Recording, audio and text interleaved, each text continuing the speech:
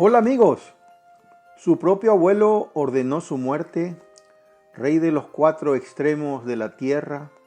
Desde muy pequeño se hizo llamar rey, fue conquistador para unos y libertador para otros. Estableció la igualdad racial, promovió la tolerancia religiosa, recibido con los brazos abiertos por los babilonios.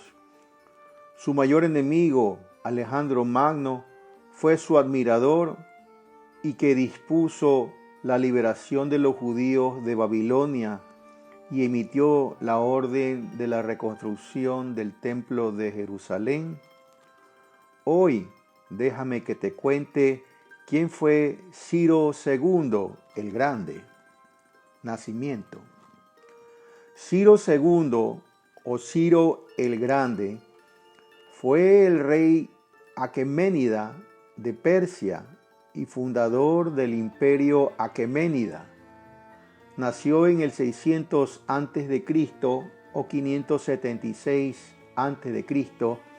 en Anshan, Persis, actual Fars, Irán. Ciro significa en acadio hijo y nieto de reyes. Su padre fue Cambises I de Anshan, descendiente de Aquemenes. Según el historiador Heródoto, su madre fue Mandane, hija del rey medo Astiages, y de Arienis, princesa del reino de Lidia. Esto le proporciona cierta legitimidad sobre todos los tronos de Media y Lidia. La residencia real de Ciro se situaba en Pasargada, cerca de Anshan. Cambises I, padre de Ciro, era un fiel vasallo de su suegro Astiages, del rey de los Medos. Infancia de Ciro. El historiador griego Heródoto nos ofrece un relato muy detallado y dramático de la infancia de Ciro. Según Heródoto, el matrimonio entre Cambises y Mandane se produjo después de que Astiages tuviera un sueño profético en el que el agua fluía del vientre de su hija e inundaba su reino. Consultó a sus magos, que le dijeron que su sueño era una visión premonitoria que significaba la caída de su imperio. Astiages quería colocar a su hija en un lugar seguro y fuera del camino. Por eso la casó con Cambises, un persa que gobernaba una ciudad pequeña y débil que seguramente no supondría ninguna amenaza para su reino. Poco después, el rey Medo tuvo otro sueño. Esta vez, del vientre de su hija, brotaban vides que cubrían el reino. Astiages y sus magos interpretaron que el vástago de Mandane era el que resultaría ser su perdición. La conclusión era simple: el niño tenía que morir. Cuando Ciro nació, Astiages se lo entregó a uno de sus sirvientes de mayor confianza, un medo llamado Harpago. El rey le ordenó que llevaran al niño a su casa, lo matara y lo enterrara. Harpago aceptó, pero no pudo hacerlo. En su lugar, entregó el bebé a un pastor de vacas llamado Mitradates y le ordenó que realizara la mala acción dejando al niño en la parte más desolada de la montaña. Mitradates aceptó, pero tampoco se atrevió a hacerlo. Sucede que su propia esposa estaba embarazada y acababa de dar a luz a un niño muerto. Decidieron hacer el cambio y dejaron a su hijo en las montañas y criaron a Ciro como propio. El niño no se llamó Ciro durante este tiempo, y aunque Heródoto no menciona este nombre, Estrabón, historiador griego, lo da como Agradates. Ciro vivió como hijo de un pastor de vacas durante 10 años hasta que fue descubierto. Un día estaba jugando con los demás niños de su pueblo. Se proclamó rey y dio órdenes que uno de los otros niños se negó a obedecer. Para hacer frente a este insulto, el rey mandó golpear al otro niño. Su padre, un noble medo llamado Artembares, se quejó al verdadero rey. Como Artembares era un cortesano importante, el propio Astiages fue a hablar con el hijo del pastor de vacas y pronto se dio cuenta de su verdadera identidad. Posteriormente le sacó la verdadera historia a Mitradates y más tarde a Harpago. Ciro lo tuvo fácil. Tras una nueva consulta con su mago, Astiages llegó a la conclusión de que puesto que Ciro había sido nombrado rey por los chicos de su pueblo, su sueño profético se había cumplido y por lo tanto el niño ya no era una amenaza. Sin embargo, seguía siendo de sangre persa, por lo que fue enviado a vivir con sus padres biológicos en Anshan. El que verdaderamente sintió la ira de Astiages fue Harpago, el siervo que desobedeció la orden del rey. En apariencia, Astiages no mostró mala voluntad hacia Harpago e incluso lo invitó a un banquete en honor a su recién descubierto nieto. Allí le entregó el cuerpo del hijo de Harpago. Lo habían matado ese mismo día sin que Harpago conociera de esa muerte. Públicamente Harpago reaccionó con calma, diciendo simplemente que todo lo que hacía su rey le complacía. Recogió los restos de su hijo, los enterró en su casa y comenzó a tramar su venganza. La conquista de Media. En el año 559 a.C., Ciro sucedió a su padre en Pasargada y subió al trono de Anshan. Al igual que su padre, tuvo que reconocer la autoridad del imperio medo y pagar tributo. Sin embargo, sin que el rey Astiages lo supiera, Harpago empezó a cortejar al nuevo rey y le animó a conseguir que los persas se rebelaran contra Astiages, prometiendo que conseguiría que los medos hicieran lo mismo. La propia tribu de Ciro era la Pasargadae, pero Heródoto también identificó a los Marapi o también Marafilla, los Maspi, los Derusiae, los Pantialae, los Germani, los Daae, los Mardi, los Dropisi y los Sargarti. Ciro convocó a sus representantes y les dijo que trajeran una hoz. El primer día los puso a trabajar y les pidió que limpiaran y prepararan una extensión de tierra de hasta 20 estadios en cada dirección. El segundo día les hizo lavarse y participar en un suntuoso banquete en un prado donde abundaban el vino y la comida. Después simplemente les preguntó qué día preferían y obviamente todos respondieron que el segundo día.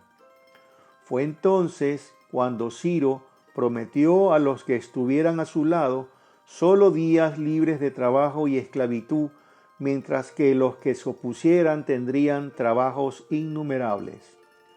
La mayoría de los persas estaban resentidos por tener que someterse a los medos en primer lugar, así que la propuesta de Ciro no era precisamente una venta difícil.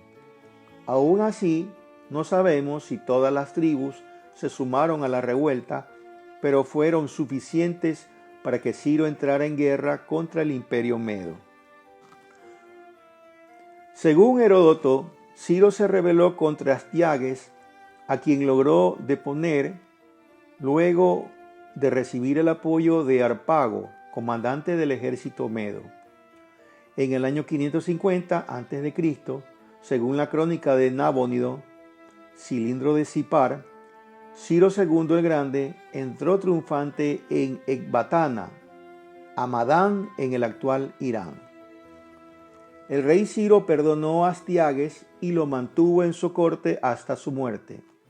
Ciro también se casó con una de las hijas del rey Medo, Amitis, lo que contribuyó a reforzar su legitimidad como gobernante y a pacificar a algunos de los vasallos medos. Fue el primer paso para reunir el imperio aqueménida. Esto serviría para fortalecer la unión de los pueblos de Media y de Persia. La conquista de Lidia. Se ganó la ira del rey Creso de Lidia, que era cuñado de Astiages, por lo que existía una alianza matrimonial entre ambos reinos. Según Heródoto, consultó al oráculo de Delfos, el oráculo, también conocido como la Pitia, sobre la conveniencia de atacar a los persas. Este le respondió que si lo hacía, destruiría un gran imperio. Entonces Creso cruzó el río Halis hacia Capadocia y se enfrentó con Ciro y capturaron la ciudad de Teria, pero ninguno de los dos bandos ganó. Esto aconteció probablemente en el año 547 a.C.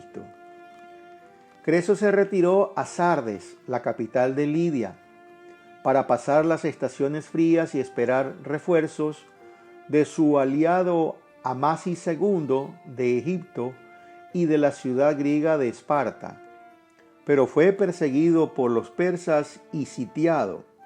Sardes cayó. A punto de ser quemado en la hoguera, Ciro le perdonó la vida. El gran imperio destruido terminaba siendo entonces el suyo propio. El reino de Lidia, después de 650 años, se convirtió en una provincia del imperio aqueménida. La familia real. Según el historiador Heródoto, la esposa principal de Ciro era Casandana, hija de Farnaspes, un miembro de la familia real aqueménida. Casandana dio a luz a al menos 2 hijos, Cambises y Esmerdis, y una hija, Atosa. Otras 2 hijas, Artistona y una anónima, aparecen también en el relato de Heródoto, aunque no se conoce la identidad de su madre. Tanto Atosa como Artistona fueron sucesivamente consortes de su hermano Cambises II, del usurpador Gaumata y de Darío I. La conquista de Babilonia. Ciro continuó su camino de conquista y capturó muchas ciudades en Asia Menor y Mesopotamia. Solo quedó otra potencia en toda Asia Occidental, el imperio neobabilónico, gobernado por el rey Nabónido. Él había pasado una gran parte de su reinado en el oasis árabe de Tema, pero había regresado a Babilonia probablemente a raíz de la amenaza de Ciro. Las campañas contra Babilonia parecen haber comenzado a finales de la década del 540 a.C. La única batalla a gran escala que conocemos tuvo lugar en Opis en el año 539 a.C. y fue una victoria decisiva para los persas. Días después tomaron la ciudad de Sipar, que se rindió sin derramamiento de sangre.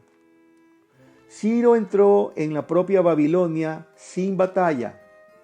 Ciro tuvo el sustancial apoyo del sacerdocio babilónico, que estaba enfrentado con Nabonido a causa de sus reformas religiosas. Enfrentaba al rey con el influyente culto al dios Marduk. El cilindro de Ciro, por ejemplo, presenta al rey Ciro como un libertador que fue recibido con los brazos abiertos por los babilonios. A su vez, La llegada de Ciro es celebrada por la comunidad judía de Babilonia. Isaías 41:27. Entre las disposiciones de Ciro hay que destacar la liberación de los judíos y la orden de reconstrucción del Templo de Jerusalén. En el libro de Esdras, el cual es un libro que forma parte de la Biblia hebrea, se trata del retorno a la tierra de Israel por los judíos después de su cautiverio en Babilonia. Las satrapías. Ahora Ciro era el rey de los 4 rincones del mundo. Él empleó una versión primitiva de un gobierno federal. Dividió su imperio en unidades administrativas conocidas como satrapías, que eran dirigidas por gobernadores llamados sátrapas. Durante el reinado de Ciro se nombraron 26 sátrapas que gobernaban en su nombre y se ocupaban de todos los asuntos que pudieran surgir en sus regiones. Tenían mucha autoridad, pero Ciro tuvo la precaución de no darles demasiado poder sin control. Todavía había funcionarios que quedaban fuera del ámbito de los sátrapas y dependían directamente del rey.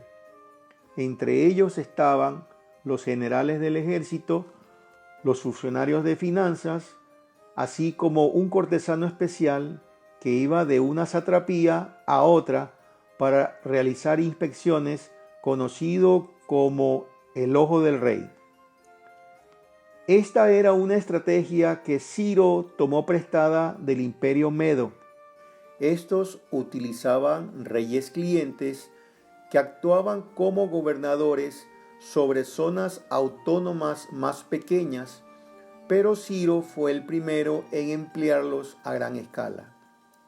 Este innovador enfoque de la administración de un gran imperio resultó ser exitoso, incluso cuando los sucesores de Ciro continuaron con su forma expansionista de añadir nuevos reinos a su tierra.